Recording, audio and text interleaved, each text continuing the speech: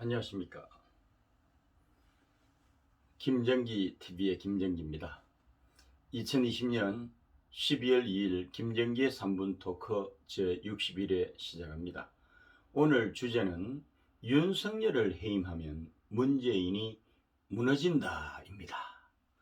서울행정법원 행정사부 조미연 부장판사는 윤석열이 추미애의 직무배제 명령으로 회복하기 어려운 손해를 입었다고 판단을 했습니다.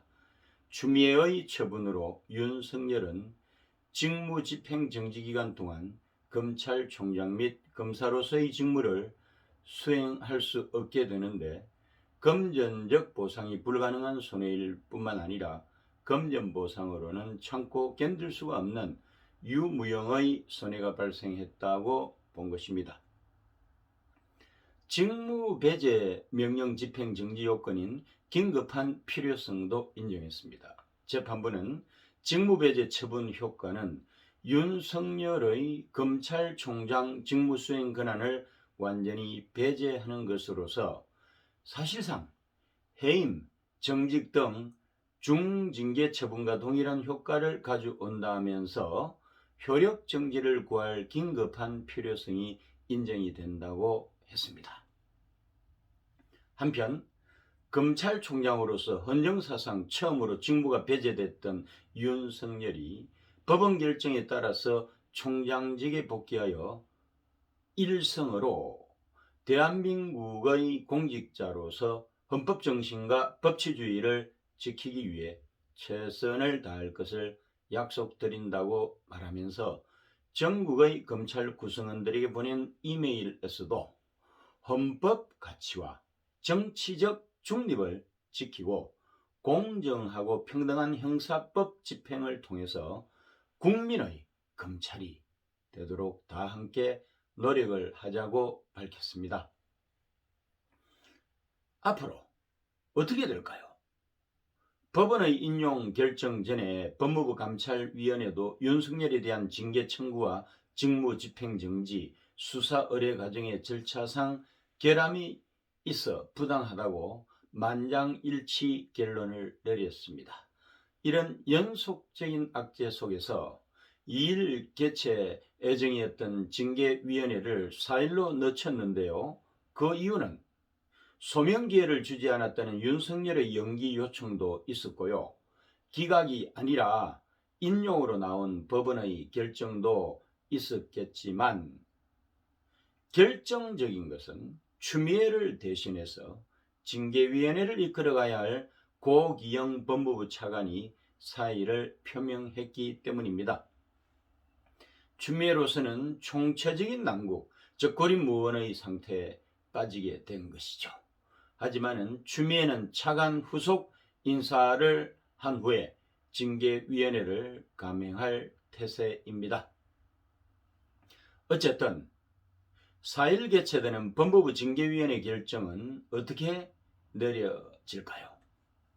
법무부 감찰위원회 의결과 법원의 윤석열 직무배제 집행정지 결정을 통해 윤석열 징계 청구의 부당성이 부각되고 있는 이런 상황에서 검찰 내외부 징계위원들이 윤석열 중징계를 의결하기는 결코 쉽지 않아 보입니다.